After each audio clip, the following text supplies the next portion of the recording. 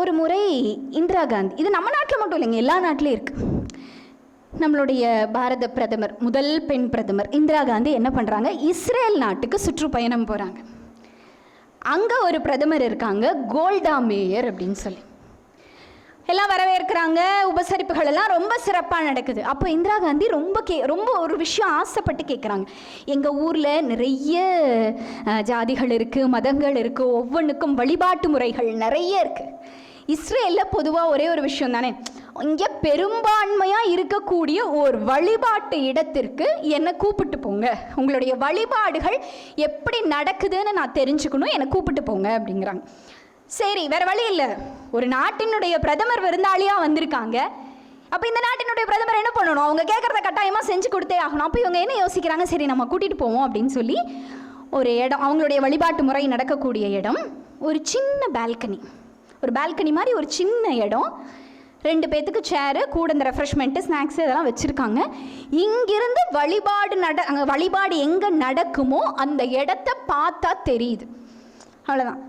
அப்போது இந்திரா காந்தி கொஞ்ச நேரம் யோசிச்சுட்டு கேட்குறாங்க, ஓ நான் இந்த நாட்டினுடைய பிரதமர் நம்ம 2 பேரும் அப்படின்னு உட்காந்துருக்கிற பிரதமர், நம்ம ஒரு விவிஐபி அப்படிங்கிறதுனால நமக்குன்னு ஸ்பெஷலாக இந்த மாதிரி ஒரு ஏரியா ரெடி பண்ணியிருக்கீங்களா, இங்கேருந்து பார்த்தா அந்த கூட்ட நெரிசலை நம்ம சிக்கிக்க வேண்டாம் அப்படிங்கிறதுக்காக எங்களுக்கு இந்த ஏற்பாடு பண்ணியிருக்கீங்களா அப்படின்னு கேட்டதுக்கு அவங்க கோல்டா மேயர் ரொம்ப இதாக சொன்னாங்க.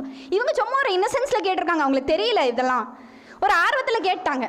அதுக்கு அந்த கோல்டா மேயர் சொல்கிறாங்க, நம்ம 2 பேரும் பெண்கள் இந்த இடத்துல இருக்கோன்னு யாருக்கும் தெரியக்கூடாதுங்கிறதுக்காக நான் உங்களை பால்கனியில் உட்கார வச்சிருக்கேன். அப்போ அவர்களுடைய வழிபாட்டு முறையை பார்ப்பதற்கு கூட இஸ்ரேலில் பெண்களுக்கு அனுமதி இல்லை. இறைவனை பார்ப்பதற்கும் அங்கு சென்று வழிபடுவதற்கும் இஸ்ரேலில் பெண்களுக்கு அனுமதி இல்லை. இன்னும் நம்மளதுல நிறைய மதங்களில் நிறைய வழிபாட்டு முறைகளில் பெண்களுக்கு அனுமதி இல்லைங்க. இன்னைக்கு நம்ம சொல்றோம் பெண்கள் அர்ச்சகராகலாம், கருவறைக்குள் போகலாம்னு எத்தனை வருஷம் ஆயிருக்கு. இந்திரா காந்தி ஒரு 100 வருஷத்துக்குள்ள தானே. அந்த ஒரு விஷயம் கூட இன்னும் நிறைய நாடுகளில் உலகளாவிய நிலையிலையும் பெண்களுக்கு சம உரிமை இல்லை. அப்படிங்கும்போது எங்க இந்த பெண் யாதுமாகி நிற்கிறாள் என்ற கேள்வி நம்மளுடைய எல்லார் மனசிலும் உதிச்சுக்கிட்டே தான் இருக்கு. நான் ரொம்ப ரொம்ப ரொம்ப விரும்பி ஆசைப்பட்டு பார்த்த ஒரு படம். நிறைய பேர் இந்த படத்தை சொல்லிக்கிட்டே இருந்தாங்க, ஷார்ட் ஃபிலிமாக வந்திருக்கு. இந்த புக்கெல்லாம் ரொம்ப ஃபேமஸாக இருக்குப்பா. இந்த புக்கு 10-15 வருஷத்துக்கு மேலே ஆச்சு. ஆனால் இந்த ஷார்ட் ஃபிலிம் இப்போ தான் எடுத்திருக்காங்க. அந்த படத்தினுடைய பேர் ஆயிஷா, நீ கட்டாயமாக பாரு அப்படின்னு சொன்னாங்க. சரி, அது என்னடா படம் அப்படின்னு நான் பார்க்கலான்னு போனேன். ஒரு ஃப்ளாஷ்பேக் ஸ்டோரியாக அந்த கதை ஆரம்பிக்குது. ஒரு வகுப்பறையில் ஒரு ஆசிரியர் ஃபிசிக்ஸ் எடுத்துகிட்டு இருக்காங்க. அந்த ஆசிரியர் மேக்னெட்டை பற்றி எடுக்கிறாங்க. மேக்னெட்டில் நார்த் போல் இருக்கும், சவுத் போல் இருக்கும். ஆப்போசிட் போல்ஸ் வந்துச்சுன்னா ஒன்றிமையும், அட்ராக்ட் ஆகும். ஒரே மாதிரி போல்ஸ் வந்துச்சுன்னா ரிப்பல் ஆகும். இதுதான் சொல்கிறாங்க.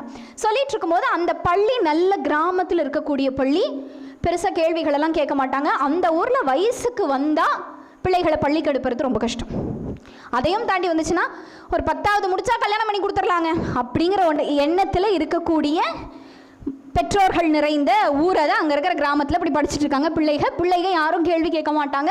ஏதாவது 1-2 எந்திரிச்சு கேட்டுச்சுன்னா அதட்டல் மிரட்டலோட ஆசிரியர்கள் உட்கார வச்சுருவாங்க. அப்படிப்பட்ட பள்ளி. ஃபிசிக்ஸ் டீச்சர் இதை நடத்திட்டு இருக்காங்க. அப்போது ஒரு பொண்ணு, நல்லா அழுக்கு சட்டை, ஒரு பாவாடை, முடியெல்லாம் கலைஞ்சு ரிப்பனில் இப்படி கட்டி பாதி ரிப்பன் அவுந்து அந்த மாதிரி ஒரு கோலத்தில் நிற்கிது. மிஸ் அப்படின்னு கை தூக்குது. என்னம்மா, தண்ணி வேணுமா, வயிறு வலிக்குதா, வாந்தி எடுக்கணுமா, இதுதான் மிஸ்ஸோட கேள்வி. அந்த ஆசிரியரின் கேள்வி அவ்வளவுதான். மிஸ், எனக்கு ஒரு சந்தேகம். சந்தேகமா, சொல்லு. மிஸ், இந்த காந்தத்தை 2ஆக உடைச்சிட்டா நார்த் போல் சவுத் போல்னு இருக்காதுல்ல, அப்புறம் எப்படி இது அட்ராக்ட் ஆகுமா ரிப்பல் ஆகுமா அப்படின்னு. அது உடைச்சா இதுலேயும் 2 துருவங்கள் இருக்கும், இதுலேயும் 2 துருவங்கள் இருக்கும்ல, இதுதான் உன் சந்தேகமா, அவ்வளோதான் முடிஞ்சு உட்காருன்னு அதட்டி உட்கார வச்சாச்சு. இந்த பொண்ணுக்கு கேள்வி தோணிக்கிட்டே இருக்கு. அவள் நினச்ச பதில் கிடைக்கல, அவளுக்கான பதில் அங்கே கிடைக்கல. பெல் அடிச்சிட்டாங்க, மிஸ்ஸு கிளம்பியாச்சு. காரிடோரில் பின்னாடியே ஓடுறா, ஒரு புக்கு தூக்கிட்டு பின்னாடியே ஓடுறா. மிஸ், ஒரு நிமிஷம் மிஸ், நான் அப்படி கேட்கல மிஸ். குட்டி குட்டியாக உடைச்சதுக்கப்புறம் ஒரு துண்டு இருக்கும்ல மிஸ், ஒரு புள்ளி இருக்கும்ல மிஸ், ஒரு சின்ன பகுதி இருக்கும்ல மிஸ், அது எந்த பக்கம் மிஸ் போகும்? நார்த் போல் கிட்ட போகுமா, சவுத் போல் கிட்ட போகுமா இப்படின்லாம் ரொம்ப துருவி கேட்குறான். இந்த மிஸ்ஸுக்கு ஒரு ஆச்சரியம். சே, இப்படி ஒரு பிள்ளையா இந்த பள்ளியில், இதையெல்லாம் நீ எங்கேருந்துமா படிக்கிற அப்படின்னா, மிஸ் நான் லைப்ரரியிலேருந்து எடுத்தேன். ஓ, ஊர் லைப்ரரியில் நீ மெம்பராக இருக்கியா? மிஸ் அப்படியெல்லாம் இல்லை மிஸ், யாரும் இல்லாதப்போ இந்த புக்கை திருடிட்டு வந்தேன். ஏன்னா எனக்கு வந்து அம்மா இல்லை, சித்தி தான் இருக்காங்க. நான் போய் லைப்ரரிக்கு வேணும்னு காசு, லைப்ரரிக்கு நான் சந்தா கட்டணும்னு காசு கேட்டாலாம் கொடுக்க மாட்டாங்க. யாரும் இல்லாத டைம் அந்த புக்கை நான் திருடிட்டு வந்தேன். இதில் தான் மிஸ் இப்படி போட்டுருந்துச்சு, இதில் எல்லாமே இங்கிலீஷில் இருக்குது, என்னால் புரிஞ்சுக்க முடியல. உங்களுக்கு இங்கிலீஷ் தெரியும்ல மிஸ், இதை படிச்சுட்டு எனக்கு சொல்லுங்கள் மிஸ் அப்படின்னு சொல்லி அந்த பொண்ணு ரொம்ப வெள்ளந்தியாக கேட்குது. இவங்களுக்கு அது வந்து ரொம்ப மனசை பாதிச்சிருச்சு. இனிமேல் நீ புத்தகத்தை எல்லாம் திருடக்கூடாது, இனி என்னோட கார்டு, என்னோட லைப்ரரி கார்டை உனக்கு தர்றேன், நீ அதை பயன்படுத்திக்கோ, சந்தா நான் கட்டிக்கிறேன் அப்படின்னு சொல்லி ரொம்ப அந்த குழந்தைய வளர்க்குறாங்க, ரொம்ப ஊக்குவிக்கிறாங்க, மோட்டிவேட் பண்ணுறாங்க. அந்த பொண்ணு தொடர்ந்து பண்ணிக்கிட்டே இருக்கும். எல்லா வகுப்புலேயும் அந்த பொண்ணு கேள்வி கேட்கும். அந்த பொண்ணுக்கு சயின்ஸில் ரொம்ப இன்ட்ரெஸ்ட்டு. ஆனால் எல்லா வகுப்புலையும் கேள்வி கேட்கும். எல்லா ஆசிரியர்களும் இவங்கள மாதிரி இல்லை. உட்காரு உட்காரு உட்காரு உட்காருன்னு திட்டி ஒரு இது பண்ணி விட்டுருவாங்க. ஸ்டாஃப் ரூமில் எப்போ பாரு இதே பேச்சு. இன்னைக்கு ஆயிஷா இப்படி பண்ணா, இன்னைக்கு ஆயிஷா அப்படி பண்ணா, இன்னைக்கு ஆயிஷா இதை பண்ணா, ஆயிஷா அதை பண்ணா. கேள்வி கேட்கக்கூடிய இடத்தில் ஆயிஷா இருக்கிறாள், பதில் சொல்ல முடியாத இடத்துல ஆசிரியர்கள் இருக்கிறாங்க. பதில் சொல்லாமல் திணறக்கூடிய இடங்கள்லாம் அந்த பிள்ளைய காலில் போட்டு அடிப்பாங்களாம். கேள்வி கேட்பியா, கேள்வி கேட்பியா, கேள்வி கேட்பியான்னு அடிச்சுட்டே இருப்பாங்களாம். இந்த மிஸ்ஸுக்கு வந்து அந்த ஆயிஷாவை ரொம்ப பிடிச்சிருச்சு. எப்படியாவது அவளை மேலே கொண்டு வந்துடணும். தாய் இல்லாத பிள்ளைன்னு தெரியுது, தந்தை வெளிநாட்டிலிருந்து பணம் சம்பாதிச்சு, வெளியூர்லேருந்து பணம் சம்பாதிச்சு அனுப்பிக்கிட்டு இருக்காங்க. இந்த பிள்ளையை எப்படியாவது நம்ம மேலே கொண்டு வந்துடணும் அப்படிங்கிற ஆசை. அந்த மிஸ்ஸு வீட்டில், அந்த மிஸ்ஸு ஹாஸ்டலில் தான் இருப்பாங்களா, அவங்க ஹாஸ்டல்லே குடியிருப்பான். அங்கே இருக்கிற ரேடியோ ஏதாவது ரிப்பேர் ஆயிடுச்சுன்னா சரி பண்ணிகிட்டு இருப்பா. அவளுக்கு ஏதாவது அந்த சயின்டிஃபிக் மூளை அவளுக்குள்ளே இருந்துகிட்டே இருந்துச்சு, தூண்டுதல் இருந்துகிட்டே இருந்துச்சு. ஏதோ ஒன்று பண்ணிக்கிட்டே இருக்கணும் அப்படின்னு அந்த பிள்ளை நினச்சிக்கிட்டே இருந்துச்சு. தொடர்ந்து ஏதோ ஒன்று பண்ணிக்கிட்டே இருக்கணும்னு நினச்சிட்டே இருந்துச்சு. திடீர்னு ஒரு நாள் அந்த மிஸ்ஸுக்கிட்ட ஒரு கேள்வி கேட்டான். மிஸ், ஆப்ரேஷன் எல்லாம் எப்படி மிஸ் பண்ணுறாங்க? அவளுடைய கேள்வி இதுதான், ஆப்ரேஷன் எல்லாம் எப்படி மிஸ் பண்ணுறாங்க? முதல்லலாம் வந்து வலியை பொறுத்து தான் ஆகணும், அப்படியே அறுத்து தான் அறுவை சிகிச்சை பண்ணுவாங்க. அந்த வலியினோடையும் வேதனையோடையும் தான் ஆப்ரேஷன் பண்ண முடியும். கொஞ்ச நாள் கழித்து என்ன பண்ணாங்கன்னா, ஒரு நல்ல பெரிய கம்பியோ கட்டையோ வச்சு மண்டையில் அடித்து மயக்கம் அடைய வச்சுருவாங்க. மயக்கம் அடைஞ்சதுக்கு அப்புறமா மயக்கம் அடைச்சதுக்கு அப்புறமா அந்த மாதிரி அறுவை சிகிச்சை செய்வாங்க அப்படிங்கிற மாதிரி பேசியிருக்காங்க. கொஞ்ச நாள் கழித்து இதுவும் இதே மாதிரி நம்ம மண்டையில் அடிச்சு பண்ணுறோமே, இதனால வேறு காம்ப்ளிகேஷன்ஸ் வருது அப்படின்னு சொல்லி லாஃபிங் கேஸ் அப்படிங்கிற ஒரு விஷயத்தை வந்து கண்டுபிடிச்சாங்க. அதை சுவாசிக்கும் போது சிரிப்பு அதிகமாக வரும், வலி எதுவும் தெரியாது. அதுக்கப்புறமா அறுவை சிகிச்சை பண்ண ஆரம்பித்தாங்க. அதுக்கப்புறம் குளோரோஃபார்ம் யூஸ் பண்ண ஆரம்பித்தாங்க. நமக்கு மயக்க மருந்து கொடுத்து செயலிழக்க செய்து, நம்மளுடைய மூளையை செயலிழக்க செய்து அதுக்கப்புறமா அறுவை சிகிச்சை பண்ணாங்க. அதுக்கப்புறமா இப்போ நிறைய டெக்னாலஜிஸ் வந்துருச்சு. நம்மளுக்கு அந்த இடம் மட்டும் எங்கே ஆப்ரேஷன் பண்ணுறோமோ அந்த இடம் மட்டும் மறத்து போகிறதுக்கான நிறைய விஷயங்கள் வந்துச்சு. ஸோ அந்த மாதிரி எல்லாம் பண்ணுறாங்க. இப்படி நிறைய அந்த மாதிரி எக்ஸ்பிளைன் பண்ணிகிட்டே இருக்காங்க. ஒரு நாள் பார்க்குறாங்க, காலில் அவளுக்கு நல்லா இப்படி தடிச்சிருக்கு. ஆயிஷா, என்ன ஆயிஷா இப்படி காலில்? மிஸ், அது இந்த ஸ்கேலை வச்சு எல்லா டீச்சர்ஸும் என்னை அடிக்கிறாங்களே மிஸ், எல்லா மிஸ்ஸும் என்னை அடிக்கிறாங்களா, அதனுடைய தழும்பு தான் இது. நான் பெரிய சயின்டிஸ்ட் ஆகிட்டா, முதல்ல பிள்ளைகளுக்கு அடித்தா வலி தெரியாத ஒரு மருந்து கண்டுபிடிக்கணும் மிஸ் அப்படின்னு அந்த பொண்ணு சொல்லிக்கிட்டே இருக்கும். இது ஆக்சுவலாக நடந்த உண்மை சம்பவம். புத்தகமாகவும் வந்திருக்கு, படமாகவும், ஒரு குறும்படமாகவும் வந்திருக்கு. இந்த பொண்ணு சொல்லிக்கிட்டே இருக்குமா. ஒரு நாள் என்னாச்சு, கெமிஸ்ட்ரி லேபுக்கு பின்னாடி ஆயிஷா இருக்கா மிஸ், உங்களை கூப்பிட்டு வர சொன்னா அப்படின்னு ஒரு கும்பலாக எல்லா பிள்ளைங்களும் போகுது. ஏன் ஆயிஷா இங்கே வரமாட்டாளாமா, அவளை வர சொல்லு அப்படின்னு கேட்குறாங்க. மிஸ், ஆயிஷா இப்போவே உங்களை கூப்பிட்டு வர சொன்னா மிஸ், அவங்க என்னமோ பண்ணிகிட்ருக்கா மிஸ், சீக்கிரம் வாங்க மிஸ், சீக்கிரம் வாங்க மிஸ் அப்படிங்கிறாங்க. போனால் ஒரு அரை மயக்க நிலையில் ஆயிஷா இருக்கா. பக்கத்தில் ஒரு சின்ன வாளி, அந்த வாளியில் ஒரு தவக்களை இப்படி மல்லாக்க படுத்த செத்த நிலையில் இருக்குது. அது பாதி உயிரோடு இருக்கா செத்து போச்சான்னு தெரில.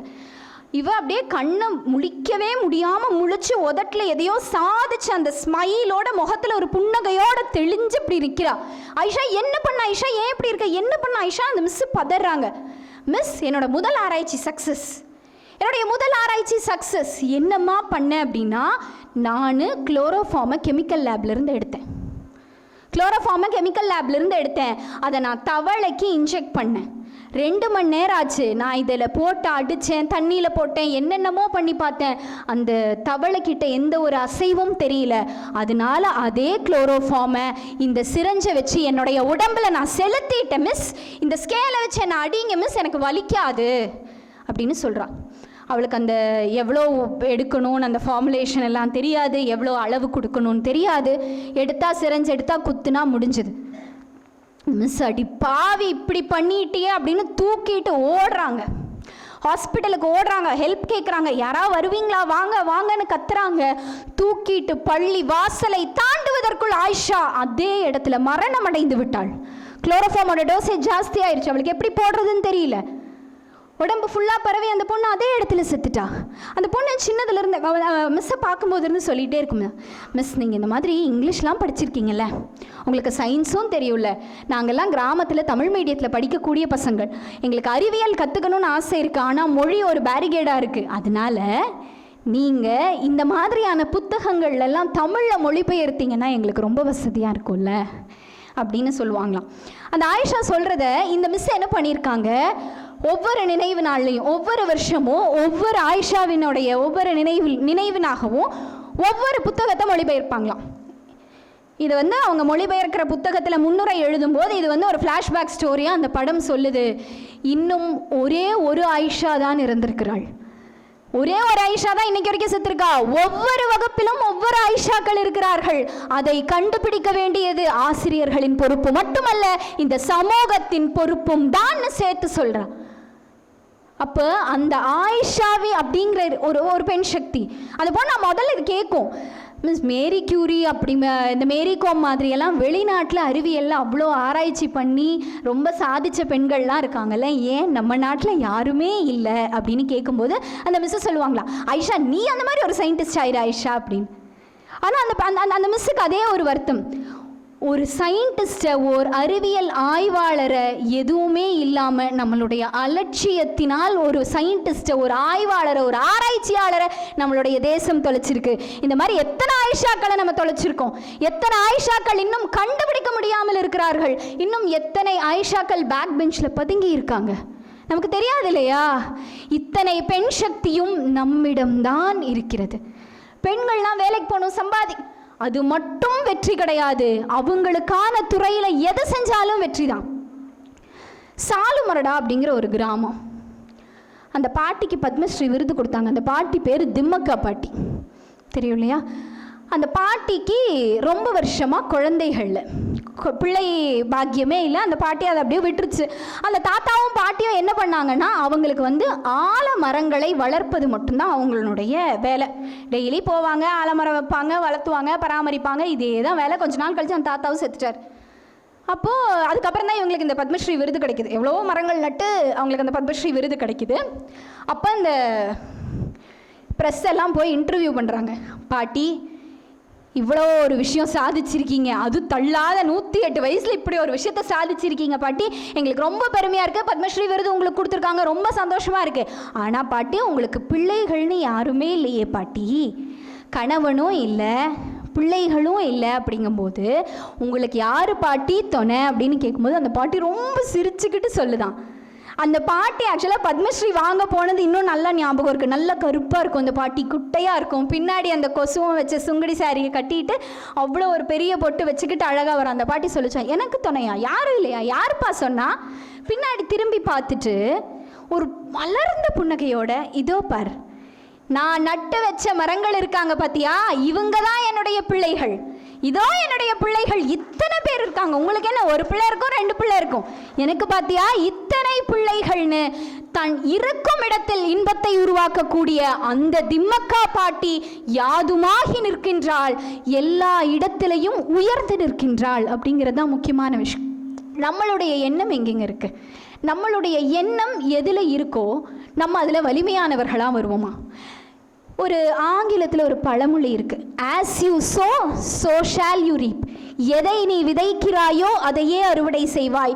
நம்மளுடைய மனம் எப்படி இருக்கோ அதே மாதிரி தான் நம்மளை சுற்றி இருக்கிற எல்லா விஷயமும் நடக்குமா? இதுக்கு ஒரு சின்ன எக்ஸாம்பிள், டால்ஸ்டாய் அப்படிங்கிற ஒரு எழுத்தாளர் த கிரெயின் அப்படின்னு ஒரு கதை எழுதுகிறார், ஒரு சிறுகதை. த கிரெயின் அப்படின்னு சொல்லி ஒரு சிறுகதை எழுதுகிறார்.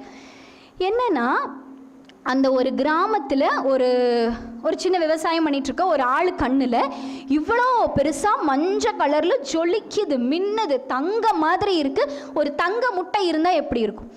அந்த மாதிரி இருக்குது. அந்த ஆளுக்கு என்னன்னு தெரியல. ஒரு சாதாரண பாமர விவசாயி, அவருக்கு எதுவுமே தெரியல. இவ்வளோ பெருசாக இருக்குது, பெரிய மஞ்சள் கலரில் தக தகன்னு மின்னக்கூடிய ஒரு முட்டை, தெரியல என்னன்னு தெரியல.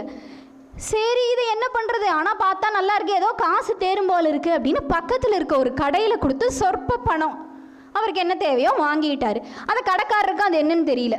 சரி என்னன்னு தெரிஞ்சுக்கணுமே அப்படின்னு அடுத்து ஒரு ஹோல்சேல் டீலர்கிட்ட போகிறாங்க. அப்படியே போய் போய் போய் போய் போய் அந்த நாட்டினுடைய ராஜாவுக்கு அது போகுது. அந்த ராஜாவுக்கு போகுது. ராஜாவுக்கும் இது எதுவும் தெரியல. மந்திரிகள் கிட்ட ஆலோசிக்கிறாங்க. மந்திரிகள் எல்லாம் பார்க்குறாங்க. மந்திரிகளுக்கும் இது என்ன ஏதுன்னு ஒன்றும் புரியல. அப்புறம் அந்த மந்திரியில் ஒரு ஆள் சொல்கிறாரு, ஏன் ராஜா, நம்ம ஊர்லேயே ரொம்ப வயசானவர் ஒருத்தர் இருக்கிறாரு, அவருக்கு தெரியாத விஷயங்கள் எதுவும் இருக்காது, நம்ம அவரை போய் கேட்போம் அப்படின்னு சொல்கிறாங்க. அவரை அனுப்பிச்சுட்றக்க ஆள் போயிருக்கு, அவரை கூப்பிட்டு வரக்கு அவர்னால நடக்க முடியல, தள்ளாட முடியல. அப்புறம் ராஜா சொன்னார், சரி நமக்கு தானே வேலையாகணும், வா நம்மளே போவோம், அமைச்சர்களை எல்லாம் கூப்பிட்டு வா போவோம் அப்படின்னு சொல்லி போகிறாங்க. அங்கே போனால் அவரை 2 பேர் இப்படி பிடிச்சி தள்ளாத வயசில் இப்படி இப்படி இப்படின்னு நடந்து வர்றாரு. பார்த்துட்டு ராஜாவுக்கு அப்படியே குமிஞ்சு நடுங்கிட்டே வணக்கம் சொல்கிறார். இதுவா இப்படின்னு பார்த்துட்டு, எனக்கு தெரியல ராஜா, இதுக்கு தான் நான் இவ்வளோ கஷ்டப்படனான்னு ராஜா நினைக்கிறார். எனக்கு தெரியல ராஜா அப்படின்ட்டார். அப்புறம் அவர் கூட ஒரு ஐடியா சொல்கிறார், பக்கத்து ஊரில் என்னோட சித்தப்பா ஒருத்தர் இருக்கார், எனக்கு தெரியாத விஷயங்கள் கூட அவருக்கு தெரியும், நம்ம அங்கே போய் கேட்போம்.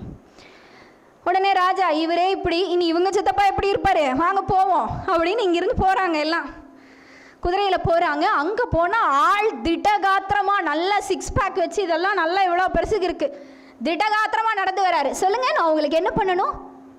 இல்லை, உங்களுடைய அண்ணா பையனா இங்கே ஒருத்தர் இருந்தார், எங்களுக்கு ஒரு சந்தேகம், நான் அவங்க கிட்ட போய் கேட்டேன், இவ்வளோ பெருசாக இருக்குது, இது என்னன்னு நாடே வந்து குழப்பத்தில் இருக்குது, இது ஏதாவது விலையுயர்ந்த பொருளா, இல்லை அந்நிய நாட்டிலேருந்து ஏதாவது வந்து தூக்கி கொண்டு வந்து போட்டாங்களா, எங்கள் நாட்டுக்கு வந்த சாபக்கேடா என்னன்னு எங்களுக்கு தெரியல, இதை கொஞ்சம் விளக்குங்கன்னு கேட்கும்போது அதை பார்த்துட்டு பயங்கரமாக சிரிக்கிறாராம்.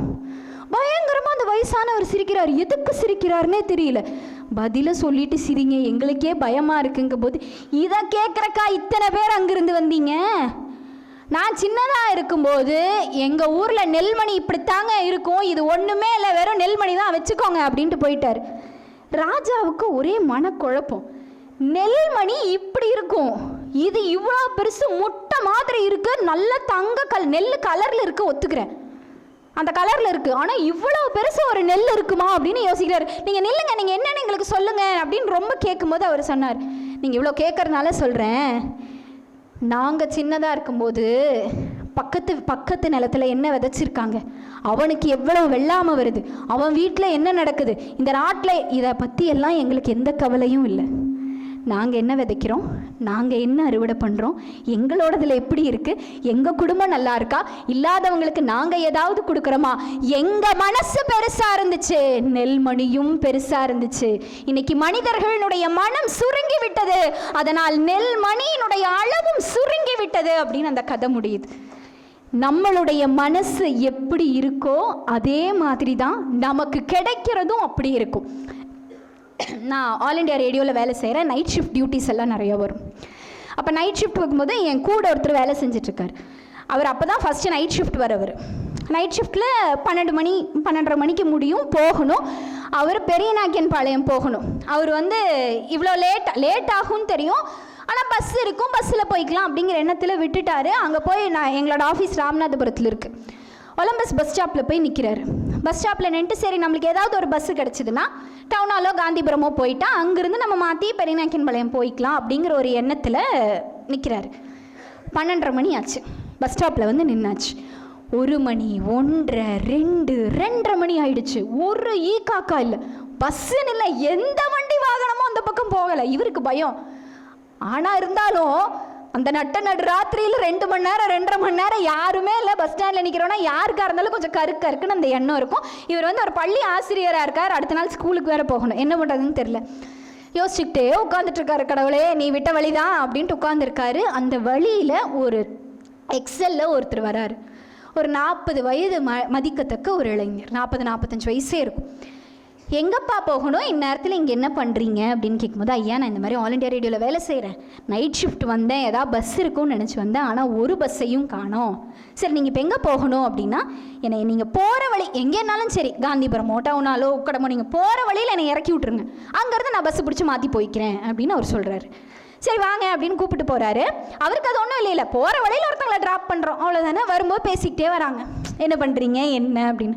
அவர் ரொம்ப மெத்த படித்த மேதாவியெல்லாம் கிடையாதுங்க. சாதாரணமாக காய்கறியை ஹோல்சேலில் அங்கேருந்து வாங்கி கொண்டு போய் அங்கே இருக்கிற மளிகை கடைக்கு சப்ளை பண்ணுறவர், அவ்வளோதான். அந்நேரத்துக்கு காய்கறி லோடு வரும் 3 மணிக்கு மேலே, அதனால அவர் 2:30 மணிக்கு அங்கேருந்து கிளம்பியிருக்கிறார், அவ்வளோதான் அவருடைய வேலை. இறக்கி விட்டாச்சு, அங்கே காந்திபுரம் பஸ் ஸ்டாண்டில் இறக்கி விட்டாச்சு. ஐயா எனக்கு ரொம்ப நன்றி, உங்களுக்கு இது போகிற போக்கில் செஞ்சுருக்கீங்க, உங்களுக்கு ஒரு விஷயமே கிடையாது. ஆனால் இவ்வளவு நேரம் நின்றுட்டு இருந்த எனக்கு தான் தெரியும் உங்களுடைய உதவி எவ்வளவு பெருசுன்னு. இது நான் பணம் கொடுத்தாலும் நீங்கள் வாங்க மாட்டீங்க, ஆனால் எனக்கு எதுவுமே செய்யலைன்னா எனக்கு ரொம்ப மனசு கஷ்டமாயிடும். உங்கள் பேரும் உங்களுடைய ஃபோன் நம்பர் உங்களோட எண்ணும் எனக்கு தாங்க, நம்ம 2 பேரும் ஒரு நல்ல நட்பில் இருந்துக்கலாம். உங்களுக்கு எந்த உதவினாலும் எனக்கு சொல்லுங்கள், உங்களுக்கு ஆல் இண்டியா ரேடியோ மீடியா சைடில் உங்களுக்கு என்ன ஹெல்ப் வேணுனாலும் சொல்லுங்கள், நான் பார்த்துக்கிறேன். நான் உங்களுக்கு உதவி பண்ணணும், உங்களுக்கு ஏதாவது ஒன்று பண்ணணும்னு எனக்கு ரொம்ப இதாக இருக்குது, இல்லாட்டி எனக்கு தர்ம சங்கடமாக இருக்கும் அப்படின்னு அவர் ரொம்ப கேட்குறார். ரொம்ப பெரிய புத்தி கூர்ந்த ஒரு அறிவார்ந்த ஜீவியெல்லாம் இல்லாத ஒரு சராசரி மனுஷர் என்ன தெரியுமா சொன்னார்? தம்பி உங்கள் பேரையும் நான் கேட்கல, என் பேரும் உங்களுக்கு வேண்டாம், உங்கள் ஃபோன் நம்பரை நான் கேட்கல, என் ஃபோன் நம்பர் எனக்கு வேண்டாம், உங்களுக்கு வேண்டாம். ஆனால் எனக்கு நீங்கள் உதவி பண்ணணும் அப்படின்னு நினச்சிங்கன்னா நீங்கள் இதே மாதிரி நைட் ஷிஃப்ட் வருவீங்கள்ல, இது உண்மையாக நடந்த சம்பவம், என் கண்ணும் என் ரொம்ப நெருங்கின நண்பருக்கு நடந்த ஒரு சம்பவம். இதே மாதிரி நைட் ஷிஃப்ட் வருவீங்கள்ல, அப்போ பஸ் ஸ்டாண்டில் யாராவது நிற்பாங்க, அவங்கள கொண்டு போய் எங்கே சேர்க்கணுமோ சேர்த்துட்டு அந்த ஒரு நிமிஷம் என்ன நினச்சி பாருங்க, நீங்கள் கொடுக்கணும்னு சொன்ன நன்றி ஆட்டோமேட்டிக்காக எனக்கு சேரும் அப்படின்னு சொன்னாராம். பொதுவாக இந்த உலகம் தனிச்சு இந்த உலகத்தில் நம்மளால் தனிச்சு இயங்க முடியாதுன்னு சொல்லுவாங்க. எந்த ஒரு உயிரினமாகட்டும் இன்னொரு உயிரினத்தினுடைய ஒரு சப்போர்ட் இல்லாமையோ ஒரு உதவியின் இல்லாமையோ எந்த ஒரு உயிரினம்னாலையும் இந்த உலகத்தில் வாழ முடியாது. அது ஒரு செயின், நம்ம கனெக்ட் பண்ணி எனக்கு ஒருத்தர் உதவி பண்ணார், அந்த உதவியை நான் இன்னொருத்தருக்கு பண்ணுறேன், அந்த என் நண்பருக்கு நடந்த ஒரு விஷயத்தை என்கிட்ட பதிவு செய்கிறாரு, நான் இந்த மாதிரி 4 இடத்துல சொல்கிறேன், இங்கிருந்து அது மறுபடியும் பரவும், என்னைக்காவது ஒரு நாள் உதவி பண்ணவர் காதுக்கே இந்த விஷயம் போய் சேரும் இல்லையா, அன்னைக்கு அவர் செஞ்ச உதவி முழுமைத்துவம் பெறும், நன்மை பெறும். இந்த உலகத்தில் நாம் எப்படி இருக்கமோ நம்ம சுற்றி அப்படித்தான் நடக்கும். இன்னைக்கு இருக்கிற பிள்ளைகளுக்கு நிறைய நம்ம சொல்கிறது என்னன்னா, லைஃப் இஸ் எ ரேஸ், நண்பன் படத்தில் வர மாதிரி தான், ரன் இல்லாட்டி பின்னாடி வர உன்னை ஏறி மதிச்சு, அப்படியெல்லாம் இல்லைங்க. இந்த வாழ்க்கை இனிமையானதுன்னு சொல்லிக் கொடுங்க. இந்த வாழ்க்கை ரொம்ப இனிமையானது, நல்லவர்களும் இனிமையானவர்களும் அன்பானவர்களும் நம்மை சுற்றி இருக்கிறார்கள். நாம் எதை விதைக்கிறோமோ அதை தான் நாமும் அறுவடை செய்வோம். பிள்ளைகளுக்கு அன்பு தான் இந்த உலகத்தில் பிரதானம், அன்பு சூழ் உலகாக இந்த உலகம் இருக்குன்னு சொல்லிக் கொடுங்க. அவங்கள சுற்றி அன்பானவர்கள் இருக்கிறார்கள் என்று சொல்லிக் கொடுக்க பழகுங்கள். அவர்களும் அன்பானவர்களாக மாறுவார்கள். எப்பொழுதும் அன்புதான் அதீத வலிமை பெறும். அன்பு தான் எப்பயுமே பெண்மைக்கு ஒரு மிகப்பெரிய சக்தியை கொடுக்கும் என்று கூறி வாய்ப்பளித்தமைக்கு நன்றி பாராட்டி விடைபெறுகிறேன். நன்றி, வணக்கம்.